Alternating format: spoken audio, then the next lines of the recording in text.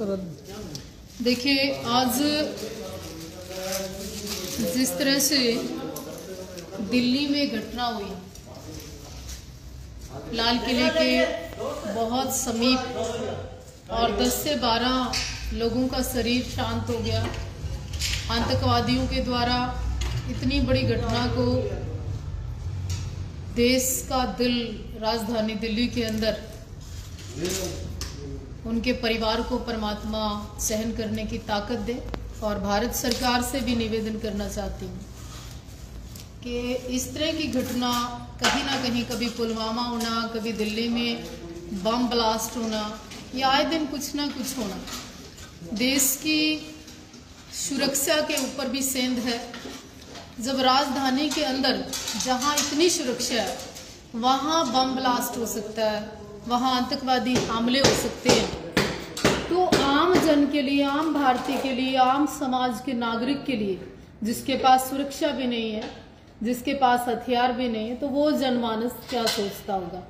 तो भारत की एजेंसियों को, भारत की सरकार को और सतर्क होना चाहिए। और इस तरह की घटना दुखदाई भी है और डरावना माहौल भी पैदा करती है। उन परिवारों को भी मैं चाहती हूँ कि ईश्वर उनको हिम्मत भी दे, और जो आत्माएं परमात्मा को प्यारी हुई, इस दुर्घटना का शिकार हुई, बम ब्लास्ट में मारे गए लोग, परमपिता परमात्मा उनको अपने चरणों में स्थान दे और इन आतंकवादियों को जल्द पकड़कर जिंदा जलाया जाए। अगर और भी आपको ऐसा लगता है, देखिए, अब आप हाई अलर्ट पे हो, अब आप गाड़ियां चेक कर रहे हो, अब आप पूरे प्रदेश के अंदर छोटी छोटी चीजें, एयरपोर्ट, रेलवे स्टेशन, हवाई अड्डे, सब चेकिंग पे हाई अलर्ट आप कर रहे हो। अब छोटी छोटी चीजें चेक कर रहे हो। जब कोई घटना घटित हो जाती है, जब दुर्भाग्यपूर्ण ऐसे बम ब्लास्ट हो जाते हैं, तब कैसे शांत इस देश की एजेंसियां रह सकती है।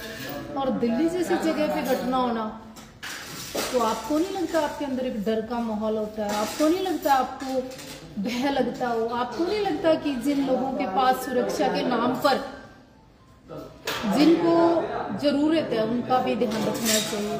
खैर, मैं बहुत कम शब्दों में यही कहूँगी कि बहुत सारी चीजें विचारणीय हैं। हिंदू राष्ट्र की मांग करो, अच्छी बात है, लेकिन देश में हिंदू मुस्लिम कहकर माहौल खराब ना करें, ये भी मैं निवेदन करना चाहती हूँ। और धीरेन्द्र शास्त्री के द्वारा निकाली गई यात्रा और इधर से बम ब्लास्ट होना, तो कहीं मानसिक जहर तो नहीं, कहीं देश की शांति भंग करने का कोई इरादा तो नहीं। इसी तरह फरीदाबाद के अंदर 3000 विस्फोटक सामग्री RDX मिलना, तो क्या कहती हैं सब चीजें? सवाल खड़े होते हैं, और सवालों के साथ साथ आप और हम तो सिर्फ सोच सकते हैं।